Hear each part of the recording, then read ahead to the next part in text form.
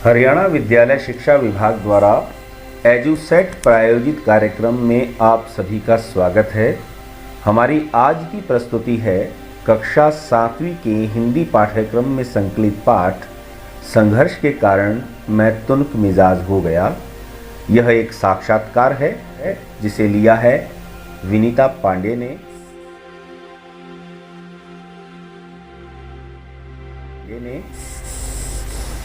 साक्षात्कार के बारे में जानने से पूर्व हम बात करेंगे इस पाठ के उद्देश्य के बारे में। इस पाठ का सर्वप्रमुख उद्देश्य यह है कि हमारे जो विद्यार्थी हैं वो सुप्रसिद्ध हॉकी खिलाड़ी धनराज पिल्लई के जीवन और उनकी स्वभावगत विशेषताओं का परिचय प्राप्त कर सकें। आप सभी को प्रसिद्ध हॉकी खिलाड़ी धनराज पिल्लई के जीवन और उनके स्वभाव के बारे में पता चल सके और इसके साथ साथ जो संघर्ष उन्होंने अपने जीवन में किए हैं वो किस प्रकार वो उनके लिए साधक सिद्ध हुए, बाधक नहीं, उससे आप प्रेरणा ले सकें और जीवन में आगे बढ़ सकें। दूसरा, विद्यार्थियों को साक्षात्कार विधा के बारे में जानकारी प्रदान करना। साक्षात्कार यानी कि इंटरव्यू, आप सभी विद्यार्थियों को इस विधा के बारे में पता चल सके कि किसी व्यक्ति विशेष का अगर हम इंटरव्यू लेते हैं, साक्षात्कार लेते हैं, तो उनसे किस प्रकार की बातचीत की जाती है, किस प्रकार से हम उनके बारे में जानकारी प्राप्त करते हैं, किस प्रकार की विनम्रता, किस प्रकार की जो प्रश्न चर्चा उनके साथ की जानी चाहिए, इसकी जानकारी विद्यार्थियों को मिल सके। इस उद्देश्य के साथ यह पाठ आपके पाठ्यक्रम में शामिल किया गया है। इसके पश्चात अगला उद्देश्य यह है, यह प्रमाणित करना कि जीवन में विकट परिस्थितियों के बावजूद भी कठिन मेहनत से उच्चतम लक्ष्य को प्राप्त किया जा सकता है। हमारे जीवन में किसी भी प्रकार की विकट परिस्थितियां हो, कैसा ही संकट हो, कैसा ही अभाव हो, कैसी ही गरीबी हो, अगर हमारा जीवन लक्ष्य स्पष्ट है तो हम अवश्य मेहनत के बल पर कठिन परिश्रम से और लक्ष्य को साधते हुए प्रमाणित करना कि जीवन में विकट परिस्थितियों के बावजूद भी कठिन मेहनत से उच्चतम लक्ष्य को प्राप्त किया जा सकता है। विद्यार्थियों को यह बात प्रमाण सहित स्पष्ट हो जाएगी जब वो इस साक्षात्कार को पढ़ेंगे, जानेंगे कि किस प्रकार से विकट परिस्थितियों का सामना करते हुए, गरीबी का सामना करते हुए, संसाधनों की कमी को झेलते हुए भी धनराज पिल्लई दुनिया के श्रेष्ठतम खिलाड़ियों की श्रेणी में शामिल हुए। इसके बाद अगला उद्देश्य है, जीवन में असंभव शब्द के लिए कोई स्थान नहीं है। यह तथ्य भी हमारे लिए बहुत महत्वपूर्ण है। सभी विद्यार्थियों स्थान नहीं है। यह उद्देश्य अगर हम जीवन में समझ लेते हैं तो हर विकट परिस्थिति का सामना हम कर सकते हैं।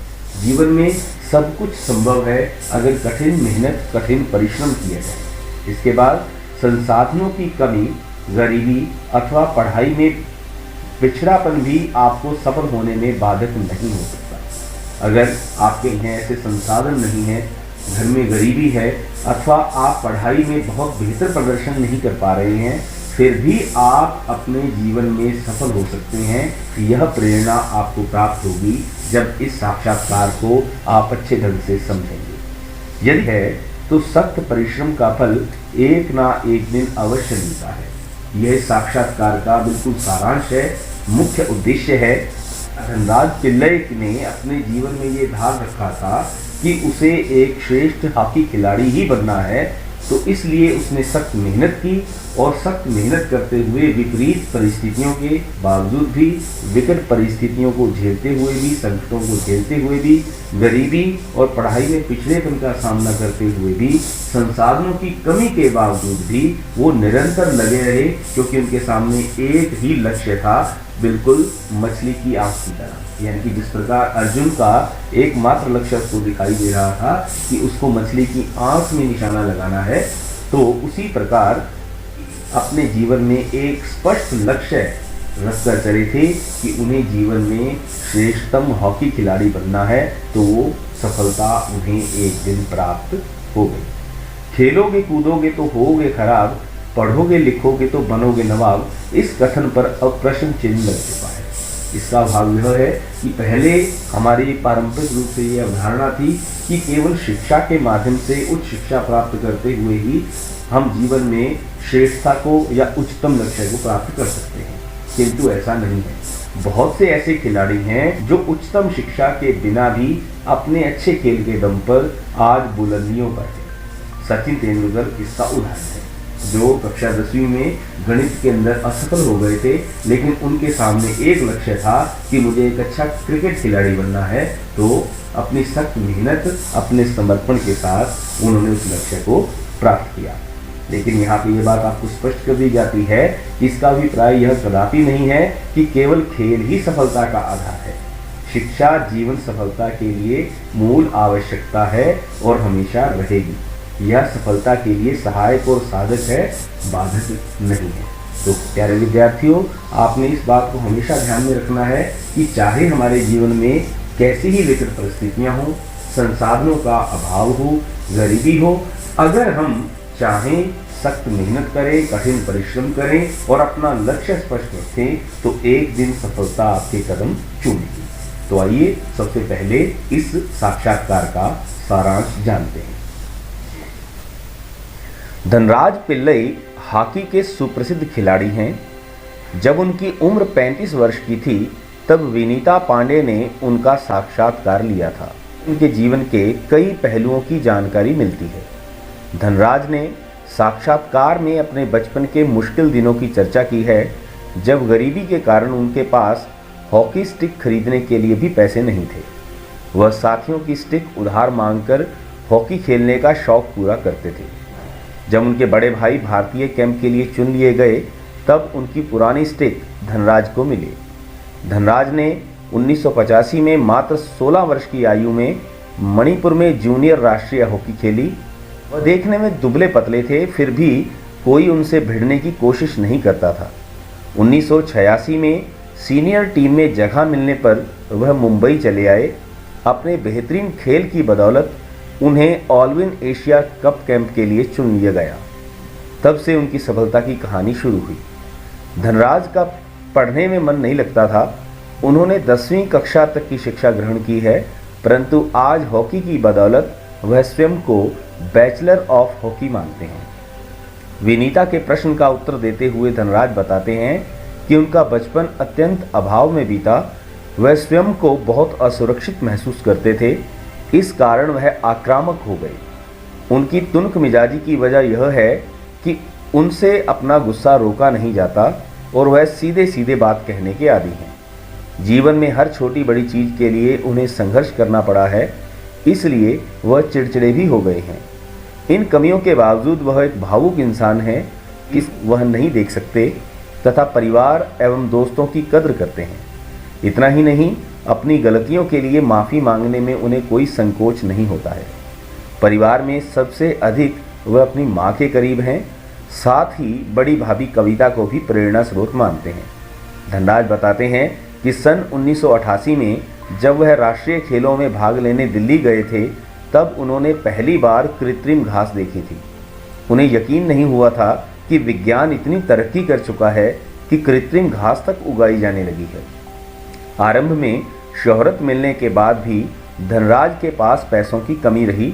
उनकी पहली कार एक सेकंड हैंड अरमाडा थी।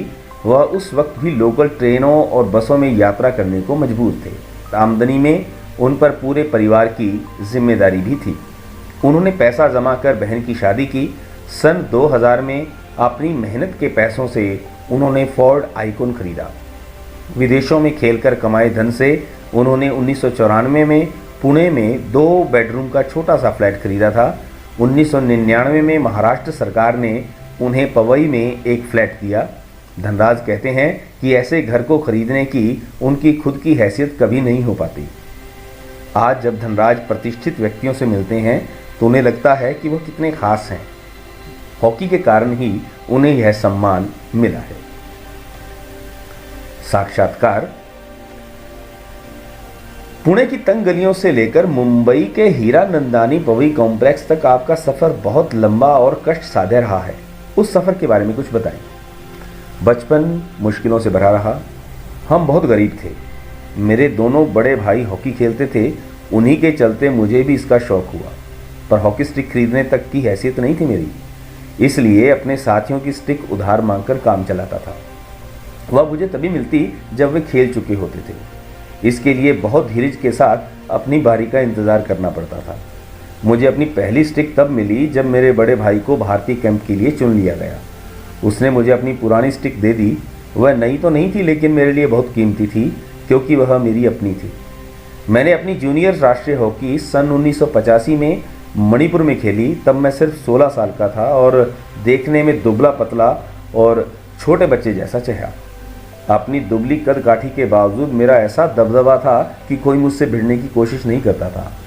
मैं बहुत जुझारू था, मैदान में भी और मैदान से बाहर भी। 1986 में मुझे सीनियर टीम में डाल दिया गया और मैं बोरिया बिस्तरा बांधकर मुंबई चला आया। उस साल मैंने और मेरे बड़े भाई रमेश ने मुंबई लीग में बेहतरीन खेल खेला। हमने खूब धूम मचाई। इसी के चलते मेरे अंदर एक उम्मीद जागी कि मुझे ओलंपिक 1988 के लिए नेशनल कैंप से बुलावा जरूर आएगा, पर नहीं आया। मेरा नाम 57 खिलाड़ियों की लिस्ट में भी नहीं था। बड़ी मायूसी, मगर एक साल के बाद ही ऑल इन एशिया कप के कैंप के लिए मुझे चुन लिया गया। तब से लेकर आज तक मैंने पीछे मुड़कर नहीं देखा। आप बताइए कि आपका विद्यार्थी जीवन कैसा रहा? अपने स्कूल के दिनों से आपकी किस प्रकार की यादें जुड़ी हैं? मैं पढ़ने में एकदम फिसड्डी था। किसी तरह 10वीं तक पहुंचा, मगर उसके आगे तो मामला बहुत कठिन था। एक बात कहूं, अगर मैं हॉकी का खिलाड़ी ना होता तो शायद एक चपरासी की नौकरी भी मुझे ना मिलती। आज मैं बैचलर ऑफ साइंस या आर्ट्स भले ही ना हूं, पर गर्व से कह सकता हूं कि मैं बैचलर ऑफ हॉकी हूं। और मेरी शादी के लिए आप मुझे मास्टर ऑफ हॉकी भी कह सकते हैं। आप इतने तुनक मिजाज क्यों हैं? कभी कभी आप आक्रामक भी हो जाते हैं। इस बात का संबंध मेरे बचपन से जुड़ा हुआ है। मैं हमेशा से ही अपने आप को बहुत असुरक्षित महसूस करता रहा हूँ। मैंने अपनी माँ को देखा है कि उन्होंने हमारे पालन पोषण में कितना संघर्ष किया है। मेरी तुनक मिजाजी के पीछे कई वजह हैं, लेकिन मैं बिना लाग लपेट वाला आदमी हूँ। मन में जो आता है सीधे सीधे कह डालता हूँ और बाद में तो कई बार पछताना भी पड़ता है। मुझसे अपना गुस्सा रोका नहीं जाता। दूसरे लोगों को भी मुझे उकसाने में मज़ा आता है। मुझे ज़िंदगी में हर छोटी बड़ी चीज़ के लिए जूझना पड़ा, जिससे मैं चिड़चिड़ा हो गया हूँ। साथ ही साथ मैं बहुत भावुक इंसान भी हूँ। मैं किसी को तकलीफ़ में नहीं देख सकता। मैं अपने दोस्तों और अपने परिवार की बहुत कदर करता हूँ। मुझे अपनी गलतियों के लिए माफ़ी मांगने में कोई शर्म महसूस नहीं होती। आपके परिवार की आपके लिए क्या अहमियत है? सबसे अधिक प्रेरणा मुझे अपनी माँ से ही मिली है। उन्होंने हम सब भाई बहनों में अच्छे संस्कार डालने की कोशिश की है। मैं उनके सबसे नज़दीक हूँ। मैं चाहे भारत में रहूँ या विदेश में, रोज़ रात में सोने से पहले अपनी माँ से ज़रूर बात करता हूँ। मेरी माँ ने मुझे अपनी प्रसिद्धि को विनम्रता के साथ संभालने की सीख दी है। मेरी सबसे बड़ी भाभी कविता भी मेरे लिए माँ की तरह है। वह भी हमारे लिए प्रेरणा का स्रोत रही है। आपने सबसे पहले कृत्रिम घास एस्ट्रोटर्फ पर हॉकी कब खेली? मैंने सबसे पहले कृत्रिम घास तब देखी जब राष्ट्रीय खेल नेशनल्स में भाग लेने के लिए 1988 में नई दिल्ली आया।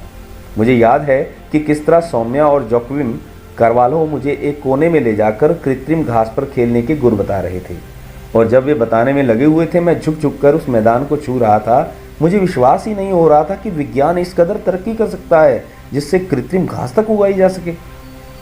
हर युवक का एक सपना होता है कि उसके पास एक कार हो। आपके पास अपनी पहली कार कब आई? मेरी पहली कार एक सेकंड हैंड अरमाडा थी जो मुझे मेरे पहले एम्प्लॉयर ने दी थी। तब तक मैं काफ़ी नामी खिलाड़ी बन चुका था, मगर यह कोई ज़रूरी नहीं है कि शोहरत पैसा साथ लेकर आए। मैं तब भी मुंबई की लोकल ट्रेनों और बसों में सफ़र करता था क्योंकि टैक्सी में चढ़ने की हैसियत मुझ में नहीं थी। मुझे याद है एक बार किसी फोटोग्राफर ने एक भीड़ से भरे रेलवे स्टेशन पर मेरी तस्वीर खींचकर अगली सुबह अखबार में यह खबर छाप दी थी कि हॉकी का सितारा पिल्ले अभी भी मुंबई की लोकल ट्रेनों में सफ़र करता है। उस दिन मैंने महसूस किया कि मैं एक मशहूर चेहरा बन चुका हूँ और मुझे लोकल ट्रेनों में सफ़र करने से बचना चाहिए। लेकिन मैं कर ही क्या सकता था? मैं भी जो थोड़ा बहुत कमाता था उससे अपना परिवार चलाना पड़ता था। धीरे धीरे पैसा जमा करके बहन की शादी की और अपनी माँ के लिए हर महीने पुणे पैसा भेजना शुरू किया। आज मेरे पास एक फोर्ड आइकॉन है जिसे मैंने सन 2000 में ख़रीदा है, मगर वह किसी कॉरपोरेट हाउस का दिया हुआ तोहफा नहीं है, बल्कि मेरी मेहनत की गाढ़ी कमाई से खरीदी हुई कार है। सफलता का आपके लिए क्या महत्व है? हॉकी को आपने इतना कुछ दिया, इसके बदले आपको क्या मिला? कुछ रुपए इनाम में मिले थे, मगर आज खिलाड़ियों को जितना मिलता है उसके मुकाबले में पहले कुछ नहीं मिलता था। मेरी पहली जिम्मेदारी थी परिवार में आर्थिक तंगी को दूर करना और उन सबको एक बेहतर ज़िंदगी देना। विदेश में जाकर खेलने से जो कमाई हुई उससे मैंने 1994 में पुणे के भाऊ पाटिल रोड पर 2 बेडरूम का एक छोटा सा फ्लैट खरीदा। घर छोटा ज़रूर है पर हम सब के लिए काफ़ी है। 1999 में महाराष्ट्र सरकार ने मुझे पवई में एक फ्लैट दिया।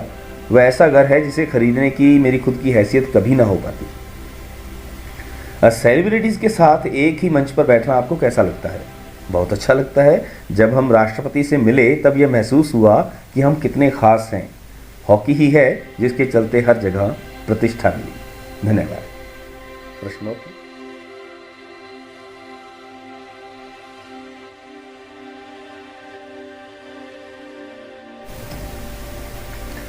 साक्षात्कार पढ़कर आपके मन में धनराज पिल्लई की कैसी छवि उभरती है, वर्णन कीजिए।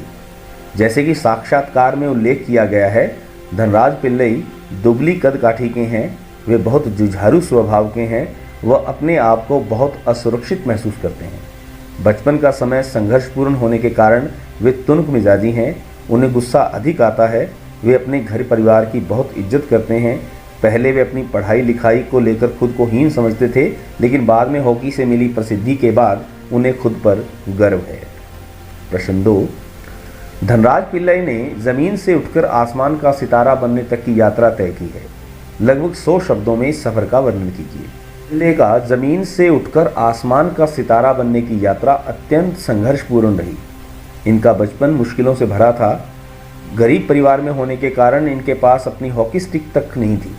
हॉकी खेलने के लिए इन्हें अपने साथियों से उधार पर हॉकी स्टिक मांगनी पड़ती थी और वो भी उन्हें तब ही मिलती थी जब उनके साथी खेल चुके होते थे। इन्हें अपने जीवन की पहली हॉकी स्टिक तब मिली जब इनके बड़े भाई का भारतीय कैंप के लिए चयन हुआ। हॉकी स्टिक इन्हें दी। मात्र 16 साल की उम्र में इन्होंने जूनियर राष्ट्रीय हॉकी सन 1985 में मणिपुर में खेली। 1986 में इन्हें सीनियर टीम में डाल दिया गया। इन्होंने सबसे पहले कृत्रिम घास तब देखी जब ये 1988 में नेशनल्स में भाग लेने के लिए दिल्ली आए। इनकी पहली गाड़ी एक सेकंड हैंड अरमाडा थी। काफ़ी नामी खिलाड़ी बनने के बाद भी इन्हें लोकल ट्रेनों और बसों में सफ़र करना पड़ता था। 1999 में महाराष्ट्र सरकार ने इन्हें पवई में एक फ्लैट दिया और सन 2000 में इन्होंने अपनी फोर्ड आइकॉन खरीदी। प्रश्न संख्या 3। मेरी माँ ने मुझे अपनी प्रसिद्धि को विनम्रता से संभालने की सीख दी है। धनराज पिल्लई की इस बात का क्या अर्थ है? सफलता से लोग प्राय घमंड में अंधे हो जाते हैं, इसलिए धनराज पिल्लई की माँ ने उन्हें विनम्र रहने की सीख दी है। बड़ी से बड़ी कठिनाइयों को विनम्रता से हल किया जा सकता है। आदमी कितना भी बड़ा हो जाए घमंड नहीं करना चाहिए, बल्कि विनम्र ही रहना चाहिए, जैसे फल से लदा एक पेड़ झुका रहता है। अन्य प्रश्नों में ध्यानचंद को हॉकी का जादूगर कहा जाता है, क्यों? पता लगाइए। ध्यानचंद हॉकी के सर्वश्रेष्ठ खिलाड़ी थे। वे हॉकी स्टिक और बॉल के साथ इस तरह खेलते थे मानो कोई करिश्मा है, इसलिए उन्हें हॉकी का जादूगर कहा जाता है। भाषा की बात केवल प्रत्यय लगने से किस प्रकार शब्दों के अर्थ में अंतर आ जाता है, जिसे हम वाक्य प्रयोग के माध्यम से देखेंगे। जैसे कि पहला शब्द है प्रेरणा। मेरी माँ मेरी प्रेरणा है। प्रेरक, रामायण तथा महाभारत प्रेरक कथाएं हैं। प्रेरित, मैंने अपनी बहन से प्रेरित होकर इस खेल में भाग लिया। संभव, इतनी जल्दी यह काम करना मेरे लिए संभव नहीं है। संभावित, यह परीक्षा के लिए संभावित प्रश्नों के उत्तर हैं। संभवतः, यह कार्य आज पूरा हो जाएगा। इसी प्रकार तीसरा शब्द है उत्साह। सफलता मिलने से विद्यार्थियों में बहुत उत्साह भरा है। उत्साहित, माँ से मिलने के लिए मैं बहुत उत्साहित हूँ। उत्साहवर्धक, यह समाचार सभी के लिए उत्साहवर्धक है। अगला प्रश्न है तुनक मिजाज। शब्द तुनक और मिजाज 2 शब्दों के मिलने से बना है। क्षणिक, तनिक और तुनक एक ही शब्द के भिन्न रूप हैं। इस प्रकार का रूपांतर दूसरे शब्दों में भी होता है, जैसे बादल, बादर, बदरा, बदरिया कहा जाता है। मयूर को मयूरा, मोर। दर्पण को दर्पण, दर्पण कहा जाता है। तो उसकी सहायता लेकर एक ही शब्द के 2 या 2 से अधिक रूपों को खोजिए। कम से कम 4 शब्द और उनके अन्य रूप लिखिए। जैसे कि उदाहरण के लिए आपको दिए जा रहे हैं काजल, जिसे काजर या कजरा भी कहा जाता है। चंद्र को चांद या चंदा भी कहा जाता है, वर्षा को बरखा या बारिश कहा जाता है, सूर्य को सूरज या सूरजा भी कहा जाता है। हर खेल के अपने नियम, खेलने के तौर तरीके और अपनी शब्दावली होती है। जिस खेल में आपकी रुचि हो उसे संबंधित कुछ शब्दों को लिखिए। जैसे फुटबॉल के खेल से संबंधित शब्द हैं गोल, बैंकिंग, पासिंग, बूट इत्यादि। इसी प्रकार हम यहाँ पे उत्तर के रूप में ले रहे हैं क्रिकेट से संबंधित शब्दावली, जैसे गेंद, बल्ला, विकेट, रन, बल्लेबाज, गेंदबाज, अंपायर इत्यादि। इसी प्रकार आप भी अपनी रुचि के खेल से संबंधित शब्दावली के बारे में लिखेंगे। अन्य प्रश्नों में जो महत्वपूर्ण प्रश्न है, यह कोई ज़रूरी नहीं कि शोहरत पैसा भी साथ लेकर आए। क्या आप धनराज पिल्लई की इस बात से सहमत हैं? अपने अनुभव और बड़ों से बातचीत करके इसे लिखिए। यहाँ धनराज पिल्लई की यह बात बिल्कुल ठीक है कि शोहरत और दौलत दो अलग अलग चीज़ें हैं। ऐसा ज़रूरी नहीं है कि जो व्यक्ति बहुत प्रसिद्ध हो उसके पास दौलत भी हो। प्रश्न संख्या 2, अपनी गलतियों के लिए माफ़ी मांगना आसान होता है या मुश्किल? क्या आप और आपके आसपास के लोग अपनी गलतियों के लिए माफ़ी मांग लेते हैं? माफ़ी मांगना मुश्किल होता है या माफ़ करना? अपने अनुभव के आधार पर लिखिए। तो सबसे पहले हम पहले प्रश्न के बारे में चर्चा कर रहे हैं, अपनी गलतियों के लिए माफ़ी मांगना आसान होता है या मुश्किल? अपनी गलतियों के लिए माफ़ी मांगना मुश्किल होता है, क्योंकि लोग बहुत बार अहंकार के शिकार हो जाते हैं। वे लोग जिनमें सही गलत को परखने की क्षमता होती है तथा जो आत्म केंद्रित नहीं होते, उनके लिए माफ़ी मांगना आसान होता है। अगला प्रश्न है, क्या आप और आपके आसपास के लोग अपनी गलतियों के लिए माफ़ी मांग लेते हैं? हाँ, मैं अपनी गलतियों के लिए माफ़ी मांग लेता हूँ। हमारे आसपास के कुछ लोग भी अपनी गलतियों के लिए माफ़ी मांग लेते हैं। इसके बाद अगला प्रश्न था, क्या माफ़ करना आसान है या माफ़ी मांगना? तो किसी के लिए माफ़ करना ज़्यादा मुश्किल होता है। माफ़ करने के लिए हमें अपनी तकलीफ़ तथा नुकसान को भूलना पड़ता है, जो कि आसान नहीं है। अगला प्रश्न है, किन विशेषताओं के कारण हॉकी भारत का राष्ट्रीय खेल माना जाता है? हॉकी भारत में अत्यंत लोकप्रिय है। यह खेल भारत के सभी छोटे बड़े शहरों में अनेक वर्षों से खेला जाता रहा है। भारतीय खिलाड़ियों ने इस खेल में बहुत गौरव कमाया है। सन 1928 से 1956 तक भारत ने ओलंपिक खेलों में लगातार 6 स्वर्ण पदक जीते हैं। अतः भारत का राष्ट्रीय खेल हॉकी माना जाता है। धन्यवाद। ग्रीक आर्य, सबसे पहला प्रश्न है कि अपने प्रिय खेल के विषय में एक अनुच्छेद लिखिए। यानी कि जो भी आपका प्रिय खेल है उसके बारे में आपको एक अनुच्छेद लिखना है। दूसरा प्रश्न है, अपने प्रिय खिलाड़ी के विषय में जानकारी संकलित कीजिए। अगला प्रश्न, आपका जीवन लक्ष्य क्या है? स्पष्ट कीजिए।